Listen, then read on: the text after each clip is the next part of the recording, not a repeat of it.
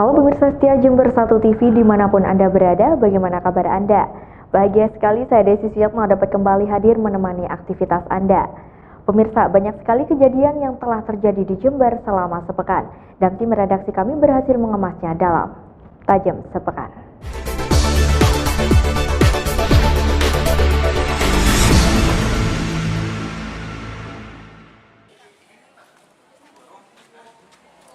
Hari pertama masuk kerja di beberapa lokasi seperti kecamatan hingga OPD, organisasi perangkat daerah di Kabupaten Jember dapat berjalan sebagaimana mestinya.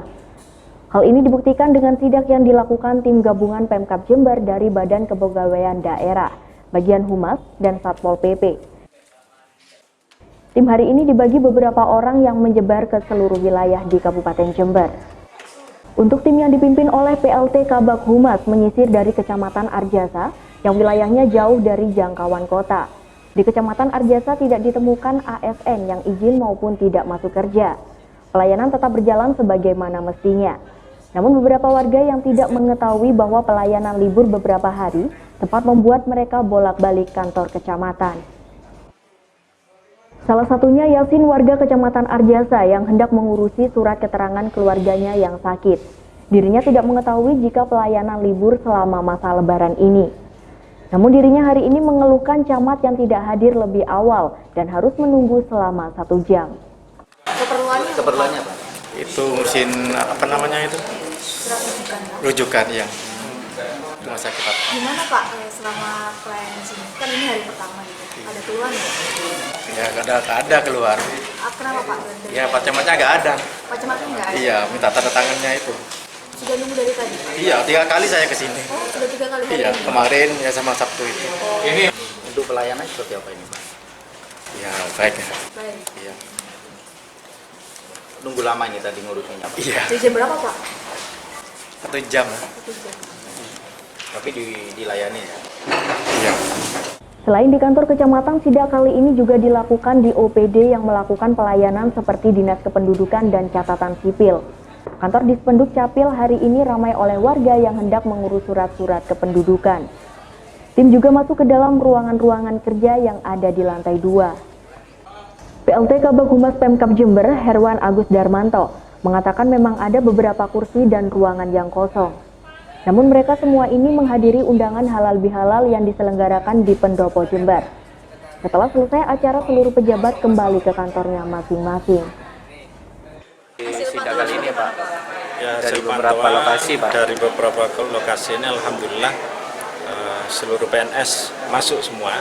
Ya, saya lihat yang saya amati, yang saya kunjungi masuk semua, dan pelayanan berjalan seperti biasa, tercover. Hanya ada 1-2 orang pejabat yang karena ada kegiatan halal bihalal di Pendopo, beberapa pejabat tersebut masih ada di Pendopo. Tetapi yang lebih penting dari itu, kegiatan pelayanan seperti yang saudara-saudara bisa lihat sekarang di Dispenduk ini berjalan seperti biasa, dan banyak masyarakat yang datang ke sini minta pelayanan dan dilayani dengan baik di sini. Dari hasil sidang ini akan dilaporkan ke Bupati Jember dan diteruskan ke Menteri Pemberdayaan Aparatur Negara. Dari Jember, Yudis Adi, Jember 1 TV melaporkan. Petugas KPUD Kabupaten Jember memasukkan seluruh logistik KPUD Jember ke dalam truk dari gudang KPUD Jember. Logistik ini nantinya bakal disimpan di kantor PPK di seluruh kecamatan di kota Jember hingga jelang Pilkada 27 Juni mendatang. Logistik ini terdiri dari alat-alat administrasi dan kebutuhan saat pencoblosan. Sebelum didistribusikan, polisi dari Resort Jember melakukan pengecekan truk yang mengangkut logistik atas kemungkinan kurang kelengkapannya. Setelah dipastikan seluruh logistik lengkap, Ketua KPUD Jember dan Kapolres Jember langsung memberangkatkan logistik tersebut. Diharapkan di akhir minggu ini pendistribusian logistik ke seluruh kecamatan di Jember bakal kelar. Ya, kita sedang melakukan distribusi logistik. Kita tahu persiapan kita menjelang Pilgub itu tidak lebih dari 1 minggu. Maka kita harus pastikan semua logistik bisa segera terdistribusi ke masing-masing kecamatan. Persiapan distribusi sendiri sampai saat ini dari KPU?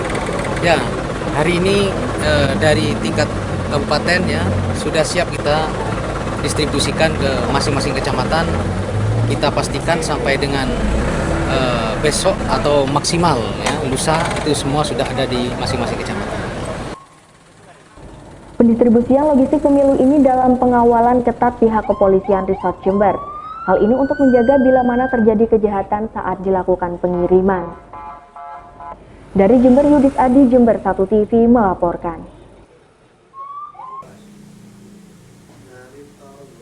Inilah Her, 48 tahun warga Ampulu, Jember, yang menjalani pemeriksaan intensif di Mapolsek Sukorambi. Her adalah salah satu dari 5 pelaku pencopetan di dalam bus yang biasa beroperasi di Terminal Tawang Alun, Jember.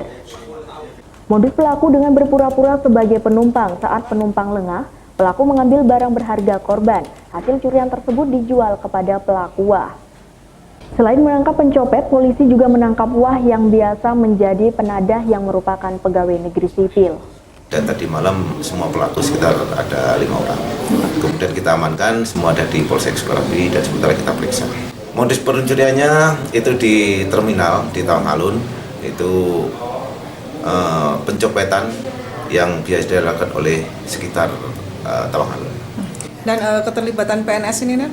Keterlibatan PNS di situ sebagai penadah atau 480.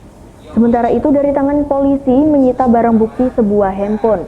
Untuk mempertanggungjawabkan perbuatannya, pelaku dijerat pasal 353 KUHP dan pasal 480 KUHP dengan ancaman hukuman 5 tahun penjara. Dari Sukorambi, Bambang Sugiarto, Jember 1 TV melaporkan. Kemiskinan yang masih banyak terjadi di Kabupaten Jember, khususnya di Kecamatan Jelbuk, diyakini menjadi salah satu faktor penyebab kekurangan gizi balita hingga di garis bawah merah. Berbagai pihak terus berupaya untuk memotong rantai kemiskinan tersebut. Selain melakukan pemetaan, Camat Jelbuk Bobi Arisandi juga merancang peningkatan kualitas SDM masyarakat, serta menugaskan seluruh kepala desa untuk lebih aktif dan rajin turun ke masyarakat, sehingga kesulitan mereka bisa segera diatasi. Bobi optimis Kecamatan Jelbuk bisa menjadi kawasan yang maju secara ekonomi. Pasti. Jadi saya nanti akan coba Pak Kades maupun kami dan komponen-komponen yang peduli dengan Jelbuk ya. Jangan saya undang, saya ajak, ayo kita duduk sama, kita sama-sama buat pemetaan. Karena begini, saya lihat sebenarnya Jelbuk ini potensi dari SDM-nya juga bagus sebenarnya. Terus wisata juga bagus. Hanya saja mungkin perlu sentuhan-sentuhan dan termasuk dengan perencanaan, ya, perencanaan nantinya terkaitan dengan penyusunan kerja dari pemerintah desa. Ini andil, ini saya minta nanti andil dari partisipasi masyarakat, jangan cuek. Dari Jember, DKAJ Jember 1 TV melaporkan. Berbagai benda kuno peninggalan Belanda, Jerman, dan Inggris masih tersimpan rapi di rumah seorang kakek di Jember. Lihat saja tongkat bersenjata tajam peninggalan tuan tanah VOC, senjata peninggalan zaman Inggris, tape recorder, penggilingan kopi, mesin jahit, jam dinding, radio, pesawat telepon, dan banyak lagi benda-benda antik yang disimpan oleh Sudarsono, kakek 55 tahun, seorang warga desa Wonorejo, Kecamatan Kencong, Jember ini. Semula Darsono hanya hobi benda-benda kuno lantaran memiliki histori panjang, terutama bagi bangsa Indonesia saat penjajahan Belanda maupun Inggris. Sehingga Sudarsono mencari keberadaan barang-barang zaman dulu itu untuk dijadikan koleksi di rumahnya, terutama untuk pendidikan anak cucunya. Untuk mencari benda-benda itu, Sudarsono banyak berburu ke beberapa kota seperti Banyuwangi, Yogyakarta, Malang, NTB, Sumatera, Kalimantan, bahkan Sulawesi. Selama usia muda hingga memiliki cucu, Sudarsono sudah berhasil mengoleksi ribuan benda-benda kuno yang berasal dari orang-orang Belanda, Jerman, dan Inggris. Benda-benda itu oleh Sudarsono semula tidak dijual. Namun karena banyak yang menyenangi bahkan hingga merengek-rengek, jadilah beberapa benda tersebut ada yang dilempar kepada orang lain. Karena iba, Sudarsono merelakan dengan mahar hanya 1 hingga 2 juta kepada orang lain. Padahal jika dilihat dari sejarahnya, Benda-benda itu dapat dijual dengan harga hingga puluhan juta rupiah. Seperti contoh setrika besi zaman Belanda atau lampu tua peninggalan Belanda. Namun satu benda yang tidak bakal dijual adalah tongkat tuan tanah peninggalan zaman VOC. Tongkat ini unik karena di dalamnya ternyata ada senjata tajamnya. Sedangkan di bagian pucuk tongkat berbentuk pipi yang digunakan untuk mendeteksi kultur tanah sebelum ditanami rempah-rempah. Sejauh ini yang saya senang cuma satu ini. Sering orang mau dibeli tidak tak kasih. Karena ini Belanda, punya Belanda tuan tanah. Jadi pegangnya dulu seperti ini, seperti tongkat. Tapi kalau ditarik ada senjatanya di dalamnya. Terus ujungnya ini untuk melihat tanah-tanah itu biasanya. Jadi Belanda dulu memang punya inisiatif kan barang-barang senjata tidak kelihatan seperti itu. VOC ini. Selain ini apa lagi Pak? Barang ya ini biasanya orang sekarang banyak berburu itu soal masalah gramafon, terus tip-tip lama-lama itu, bilip itu, gitu. Namanya juga ada senjata juga Pak? Senjata itu BSA, senjata lama-lama itu, ya itu. Keluaran itu, mana itu? Keluaran Inggris itu. Inggris, terus juga ada gilesan kopi zaman dulu, itu Sprong juga buatan Inggris itu. Mantan pembalap sepeda ini mengaku benda-benda yang ia koleksi sangat ramai dikunjungi warga saat hari libur. Bahkan tidak sedikit pengunjung dari daerah lain yang ingin melihat dari dekat peninggalan zaman Belanda, Jerman, dan Inggris itu sebagai sarana edukasi. Dari Jember, DKAJ Jember 1 TV melaporkan. Banyaknya investasi bodong beberapa tahun terakhir membuat masyarakat harus berhati-hati dalam menanam modal. Oleh sebab itu, Kepala Otoritas Jasa Keuangan Jember, Aziliyah Nurdin, menilai investasi di perusahaan berbasis finansial teknologi atau fintech lebih memudahkan, karena sesuai dengan sistem yang jelas sehingga bisa diakses oleh investor. Saat ini sudah ada 54 perusahaan yang resmi terdaftar ke OJK di seluruh Indonesia. Dari seluruh perusahaan itu ada beberapa jenis investasi seperti saham dan juga emas. Azil menghimbau kepada masyarakat untuk berinvestasi ke perusahaan yang sudah mempunyai sistem vintage karena lebih aman dan bisa dipantau secara online. Kalau untuk fintech ya masih kita kan memang diawasi oleh fintech. Nah sampai sekarang itu ada sekitar 54 ya yang fintech sudah berizin. 54 fintech se-Indonesia, dan di luar Jakarta itu ada 2, di Surabaya sama di Ternate. Dari Jember, DKAJ Jember 1 TV melaporkan.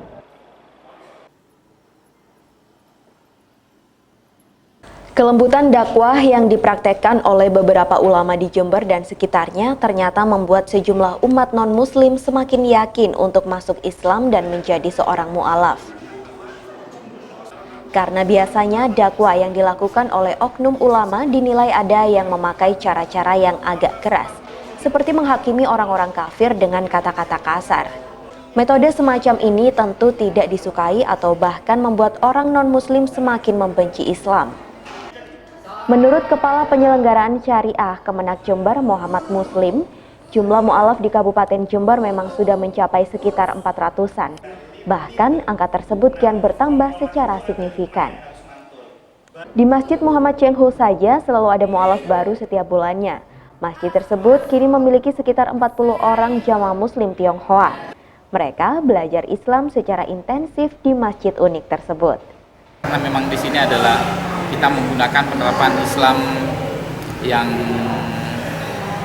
mutawassit ya, yang berat.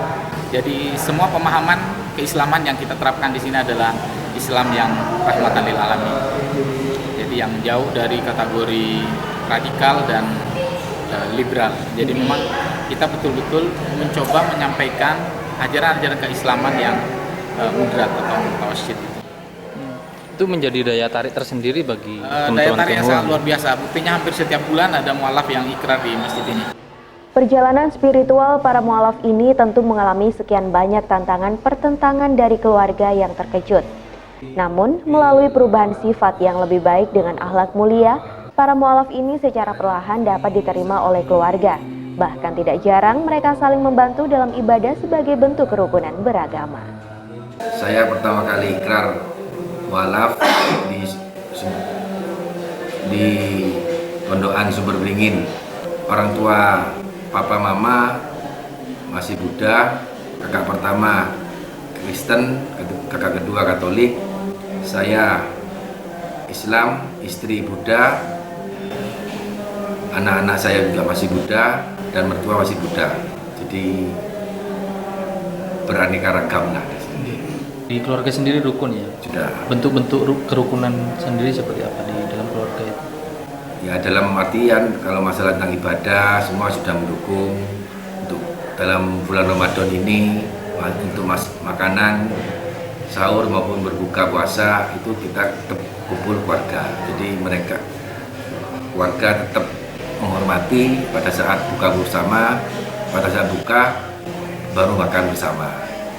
Terjadi kegampangan itu saya terus lantas mencari agama-agama dan lantas sempat tidak beragama sekali. Saya maksudnya libur beragama, pergi ke Kiai. Di pondok tersebut pertemuan pertama saya dengan Kiai begitu menyenangkan bagi saya. Hati saya tidak terbayang, waduh ini maksudnya Kiai kok biasanya kan keras ya dengan terhadap agama lain, ini nanti mengkafir-kafirkan saya, mendosa-dosakan saya. Tapi sebaliknya saya datang ke sana kok begitu sejuk gitu loh.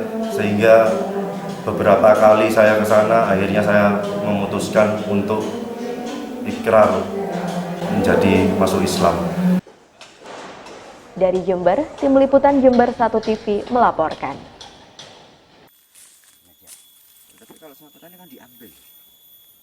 Pesan yang kerap kali disampaikan ulama, dai atau khotib ini sangat nyata dialami Waluyo, petani kopi asal Desa Klungkung, Kecamatan Sukorambi.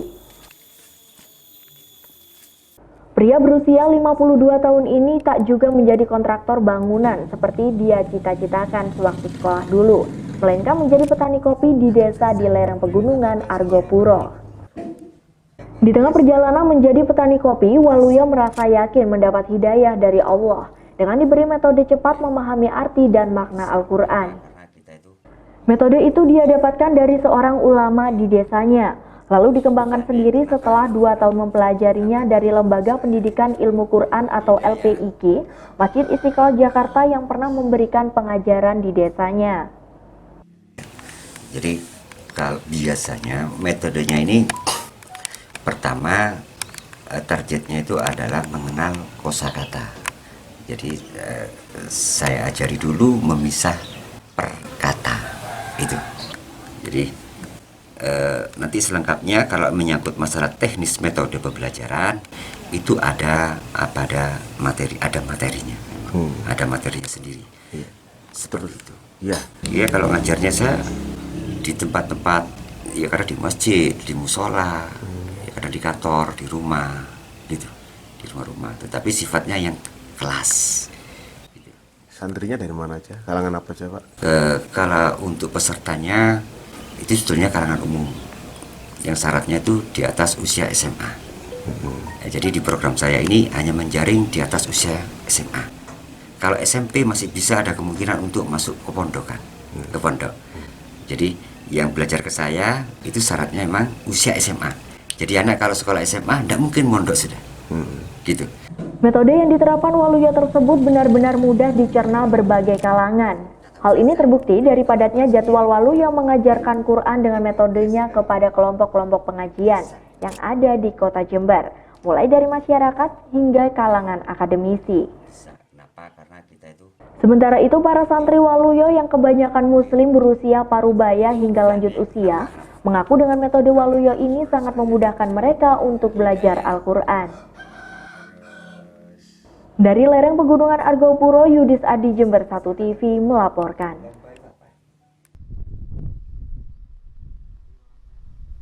Teluk Love merupakan tempat wisata yang terbilang baru yang berada di Kabupaten Jember. Tepatnya di pantai selatan yang dikenal dengan Pantai Payangan. Pantai Payangan ini merupakan pantai yang cukup populer dan banyak dikunjungi para wisatawan. Teluk Love ini berada di area paling timur Pantai Payangan, kira-kira 200 meter dari area parkir Pantai Payangan.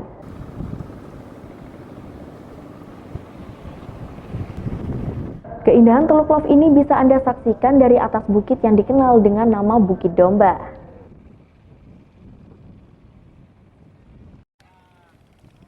Di sore hari saat matahari terbenam, pemandangan Teluk Love ini akan semakin indah.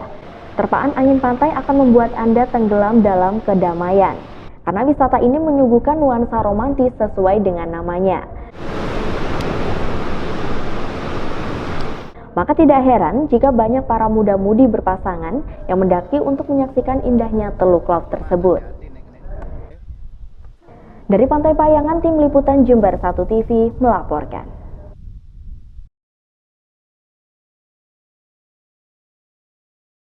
Dengan memanfaatkan lahan kosong di samping rumahnya yang berada di lingkungan Kebon Sari, Febri membudidaya puluhan burung cinta yang jenis dan warnanya bermacam-macam. Penggemar burung cinta terbilang kian banyak karena burung tersebut memiliki beragam warna yang cantik, mulai dari hijau, kuning, biru hingga hitam. Namun di tengah kian banyaknya penggemar burung cinta, banyak pula yang mulai menekuni usaha budidaya burung cinta. Diperlukan kiat dan terobosan agar dapat bertahan di tengah ketatnya persaingan usaha budidaya burung cinta. Agar dapat tetap bertahan dan kian banyak diminati, peternak burung cinta yang memulai usahanya sejak 5 tahun lalu ini terus berusaha menciptakan jenis burung cinta baru. Salah satunya dengan melakukan persilangan warna dan jenis indukan. Hal itu dilakukan agar mampu menghasilkan anakan burung dengan warna yang lebih cantik, yang tentunya juga membuat nilai jual burung semakin tinggi. Tak hanya itu, strategi pemasaran juga diperlukan agar dapat lebih memperluas pemasaran hasil ternaknya dengan memanfaatkan media sosial. Untuk harga burung cinta ini dibanderol dengan harga mulai dari Rp200.000 hingga puluhan juta rupiah, tergantung jenis dan warnanya. Semakin langka warna dan jenisnya, maka harga burung cinta tersebut makin mahal selain dilihat dari kemampuan berkicaunya untuk dilombakan. Ya, kalau saya tetap menjaga kualitas efektif. Setelah itu kejujuran, masalah trust dari indukan, terus juga dalam pelayanan menemui konsumen. Kalau kualitas burung, dari warna saya tetap menjaga kualitas warnanya, terus dari segi pakan, dan juga kalau dari burung gantangan saya tetap menjaga kualitas antara jantan dan betina yang memiliki karakter spekter dan berdurasi panjang. Dari Jember, Yudis Adi, Jember 1 TV melaporkan.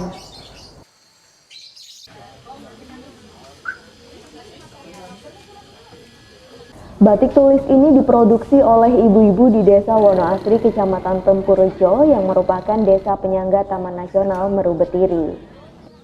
Untuk pelatihan awal membatik, warga Wonoasri mendapatkan pendampingan dan dukungan dana dari Indonesia Climate Change Trust Fund atau ICCTF dan Universitas Jember, Kementerian Lingkungan Hidup dan Kehutanan, dan USAID.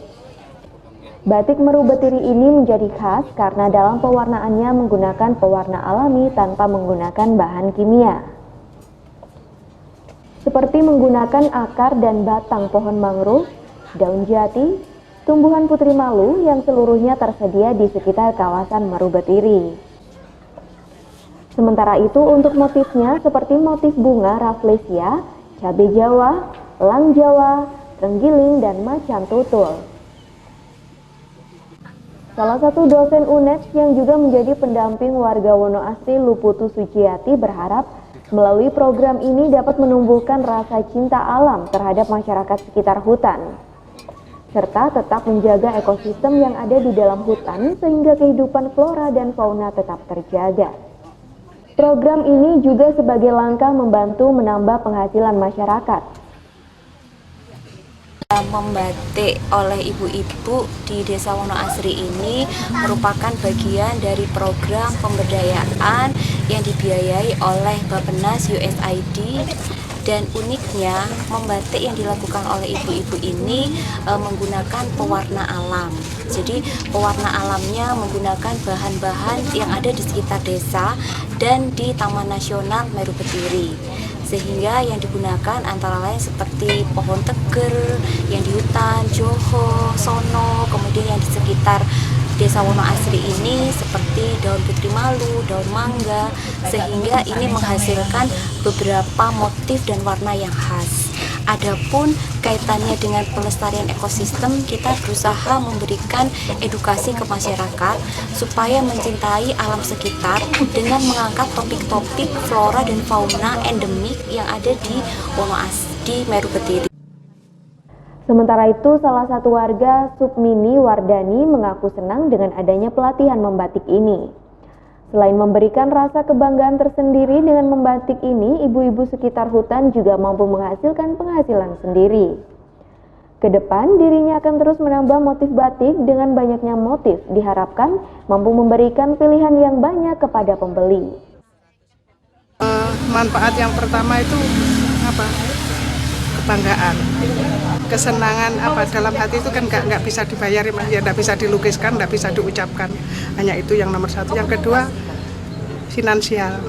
Dengan harga batik tulis yang kemarin dari hasil pelatihan aja sudah seperti itu, apalagi ke belakangnya. Apa nggak lebih mahal dan lebih bagus hasilnya. Dari Tempurejo, Yudis Adi Jember 1 TV melaporkan.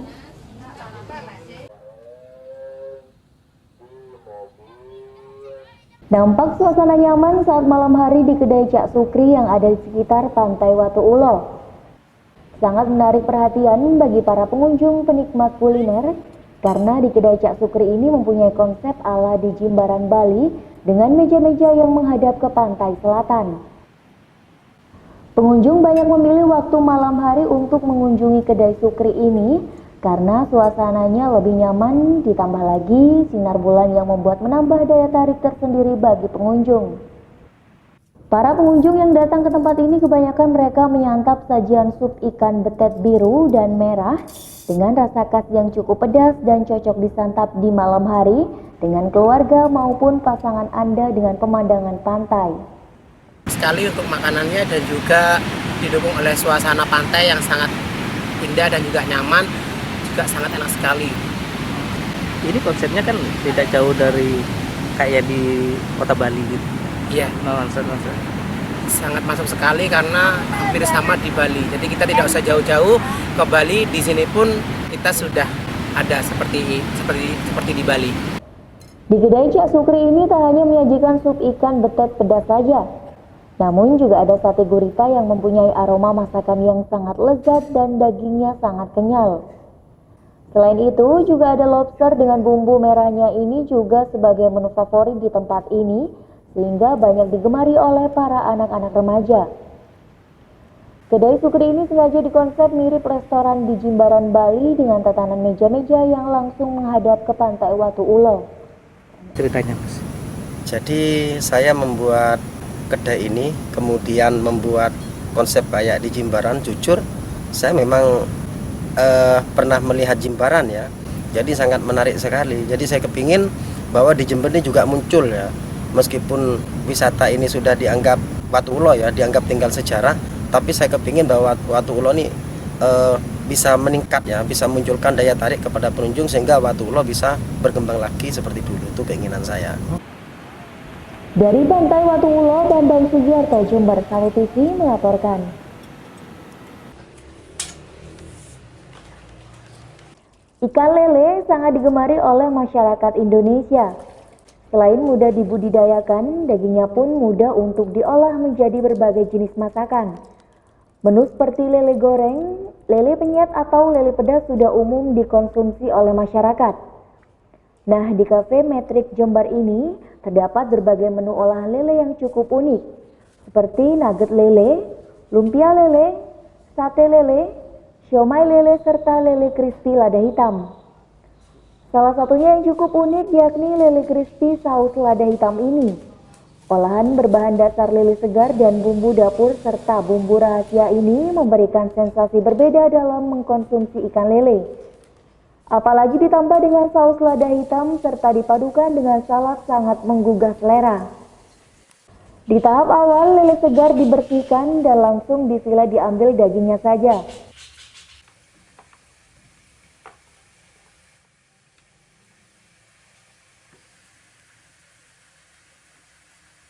Lalu siapkan tepung dan baluran bumbu rempah-rempah, kemudian panaskan minyak yang cukup. Lele yang sudah dibumbui tersebut lalu dibaluri kembali dengan tepung dan digoreng hingga kecoklatan.